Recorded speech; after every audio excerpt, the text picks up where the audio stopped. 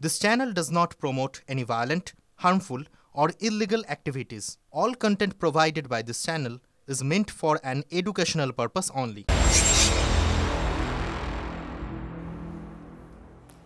এবার সীমান্তের দিকে নজর রাখতে হচ্ছে, কারণ সেখানে বিজেপির উস্কানি এখনো থমথমে। মালদার সুখদেবপুরে ভারত বাংলাদেশ সীমান্ত, বিএসএফ কে এখনো কাঁটাতার বসাতে বাধা বর্ডার গার্ড বাংলাদেশের। ক্রমাগত উস্কানি দিয়েই চলেছে বিজেপি।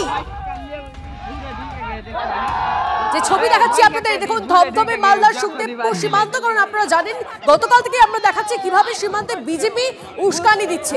যে অভিযোগ সামনে এসেছিল যে বিএসএফ কে ফেন্সিং দিতে বাধা দেওয়া হচ্ছে, সেই অভিযোগ সামনে এসেছিল।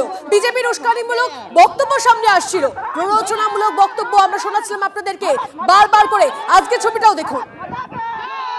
UEM Jaipur is a perfect target for prospective students aspiring for good jobs, good education with future-ready skills.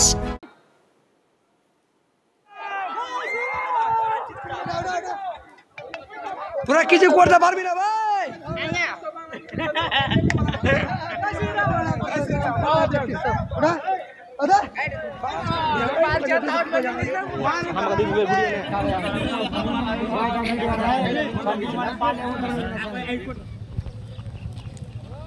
গতকালের পর আজকের ছবিটা আপনাদের দেখাচ্ছি, এবং ওপার থেকে ঢিল পাথর ছোড়া হচ্ছে বলেও আমরা খবর পাচ্ছি। সীমান্তের কাছে বাংকার তৈরি বিজিবির, পরিস্থিতির উপর কড়া নজর রাখছে বিএসএফ। দেখুন গতকালের পর আজকের ছবিটা আপনাদেরকে দেখাচ্ছি, এবং বারবার করে উস্কানিমূলক বক্তব্য এবং পায়ে পা লাগিয়ে ঝগড়া করার চেষ্টা। সীমান্তে সরাসরি সংঘাত বলা যেতে পারে বিজেপির। প্ররোচনামূলক বক্তব্যের পর এবার পাথর, ঢিল এই সমস্ত ছোড়া হচ্ছে বলে আমরা খবর পাচ্ছি। সায়ন্ত আমাদের প্রতিনিধি আমাদের সঙ্গে রয়েছেন, সরাসরি সায়ন্তর সঙ্গে কথা বলি। সায়ন্ত, গতকালের পর আজও আমরা দেখছি মালদার সুখদেবপুরে ভারত বাংলাদেশ সীমান্ত সেটা অশান্ত হতে শুরু করেছে। সেখানে বিজেপি বারবার করে পায়ে পা লাগিয়ে এভাবে ঝগড়া করার চেষ্টা করছে, তারা ঢিল পাথর ছুটছে। তারা কি করতে চাইছে? বারবার করে এই ধরনের স্টেপ কেন নিচ্ছে তারা? দেখো, মূলত এইটাই প্রশ্ন, কেন বিজেপি বারবার এই ধরনের ঘটনা ঘটাচ্ছে, কোথায় উস্কানি রয়েছে? দেখো গতকাল একসঙ্গে তিনটি ঘটনা ঘটেছে, কৃষ্ণনগর, মুর্শিদাবাদ, মালদহ এবং ত্রিপুরা। আবার আজকে সেই সুখদেবপুরে ঘটনা ঘটছে। অর্থাৎ এটার থেকে কিন্তু নিঃসন্দেহে বলা যায় বড় মাথার উস্কানি রয়েছে। সেই বড় মাথাকে, সেটা কি পলিটিক্যালি হচ্ছে নাকি ইউনিয়ন প্রশাসনের অন্দরমহল থেকে উস্কানি দেওয়া হচ্ছে বিএসএফের সঙ্গে, এবং বিএসএফকে প্ররোচিত করা যাতে বিএসএফ কোনো বড়সড় পদক্ষেপ করুক, এই পদক্ষেপের জেরে আরও বড়সড় ভয়াবহ ঘটনা ঘটুক সীমান্তে। স্বাভাবিকভাবেই এই প্রশ্ন কিন্তু বারবার ঘুরে ঘুরে আসছে। এই জায়গায় দাঁড়িয়ে বিএসএফের কে কোথাও ফেন্সিং বসাতে বাধা দিচ্ছে, কোথাও বিএসএফকে লক্ষ্য করে ইট পাথর ছোড়া হচ্ছে, কোথাও বিএসএফ গালিগালাজ করা হচ্ছে। সেই এমন অবস্থায় কিন্তু স্বরাষ্ট্র মন্ত্রকের তরফে দক্ষিণবঙ্গ ফ্রন্টিয়ার, উত্তরবঙ্গ ফ্রন্টিয়ার, এমনকি ইস্টার্ন কমান্ডকে নির্দেশ দেওয়া হয়েছে বিএসএফ বাহিনী যেন কোনোভাবে প্ররোচিত না হয়, কোনোভাবেই যেন প্ররোচনা পা না দেয়। বিজেপি কি বারবার এই ধরনের ঘটনা আগামী দিন ঘটাবে বলে ইতিমধ্যে গোয়েন্দাদের তরফে কিন্তু সতর্ক করা হয়েছে। বিএসএফের যে নিজস্ব গোয়েন্দা ইন্টেলিজেন্স টিম রয়েছে, তারা কিন্তু সীমান্তে বিভিন্ন অংশে ছড়িয়ে রয়েছে। তারা কিন্তু একটা বিষয় পরিষ্কার করে বলে দিয়েছে, এই ঘটনা যত দিন যাবে তত বাড়বে, এবং তাতে বিএসএফ যাতে পদক্ষেপ করে তার জন্য তারা উস্কানিও দেবে। ইতিমধ্যেই স্থানীয় প্রশাসন হোক বা বিএসএফের স্বরাষ্ট্র মন্ত্রক হোক বা বিভিন্ন যে কেন্দ্রীয় নিরাপত্তার সঙ্গে জড়িত যে বিভিন্ন সংস্থাগুলো, তাদেরকে এই ব্যাপারে অ্যালার্ট করা হয়েছে বলে সূত্রের খবর। যদিও ইস্টার্ন কমান্ডের শীর্ষ কর্তারা ইতিমধ্যে বৈঠকে বসেছেন, তারা আলোচনা করেছেন কিভাবে এই ধরনের পরিস্থিতি মোকাবিলা করা যায়। যেভাবে ইট পাথর ছোড়া হচ্ছে, কোথাও আগ্নেয়াস্ত্র কেড়ে নেওয়ার চেষ্টা হচ্ছে, কোথাও আবার লাঠি রড নিয়ে তেড়ে আসা হচ্ছে। আবার যদি নদিয়ার দিকে দেখা যায়, সেখানে জমিতে ভারতীয় ভূখণ্ডে ঢুকে এসে বলা হচ্ছে এটা বাংলাদেশের জমি।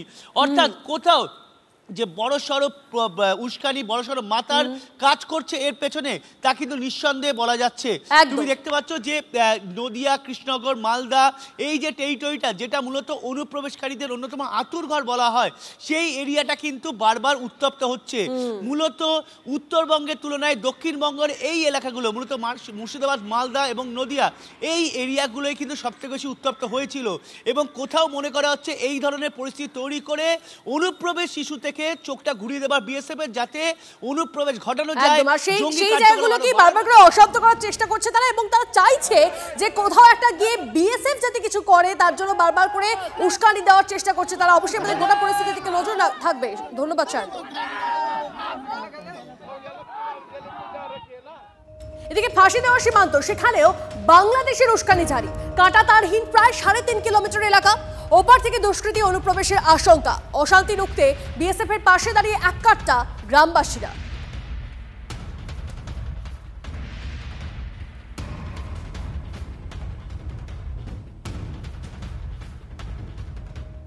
এদিকে ত্রিপুরা থেকে একটা খবর পাচ্ছি, ত্রিপুরায় বিএসএফ এর উপর হামলা বাংলাদেশি দুষ্কৃতীদের।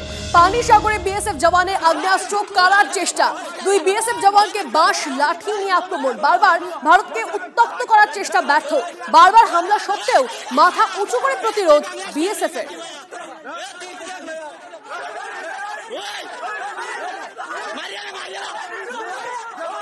যে ছবি দেখাচ্ছি আপনাদের, ত্রিপুরায় আক্রান্ত বিএসএফ, কড়া প্রতিরোধ, বারবার করে হামলা, এবং সেই হামলা সত্ত্বেও মাথা উঁচু করে প্রতিরোধ করলো বিএসএফ।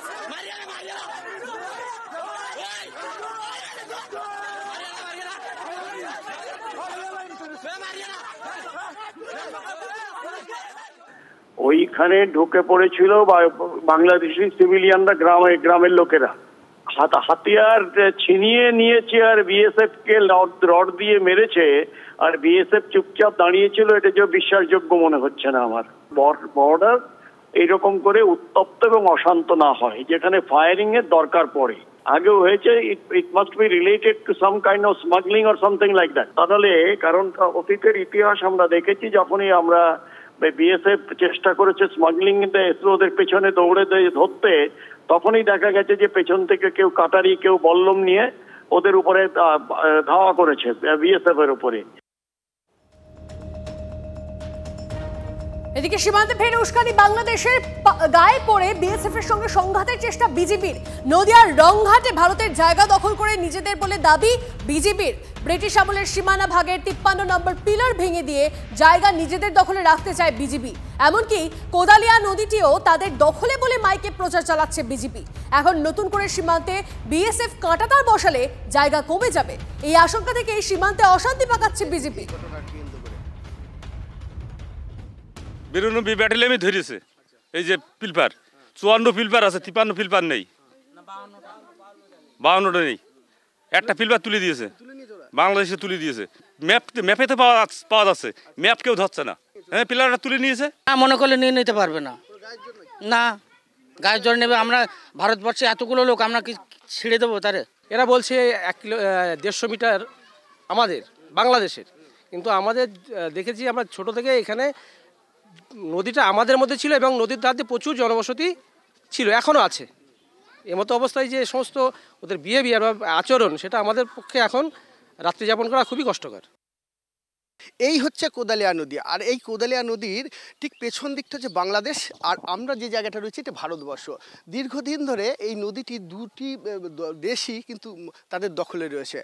বর্তমানে বাংলাদেশ সরকার এখন তারা বলছেন এবং ওপার থেকে মাইকিং করছেন যে এপারের মানুষ যেন এই নদীতে না নামে বা মাছ ধরতে না যায়। এখানে বহু মৎস্যজীবী রয়েছেন গ্রামের, যারা এই নদীর ওপরে জীবিকা নির্বাহ করেন, এবং গ্রামের মানুষ এখানে এই নদীতে স্নান করা থেকে শুরু করে সমস্ত পানীয় জল বা বিভিন্ন কাজে এরা এই নদীকে ব্যবহার করেন।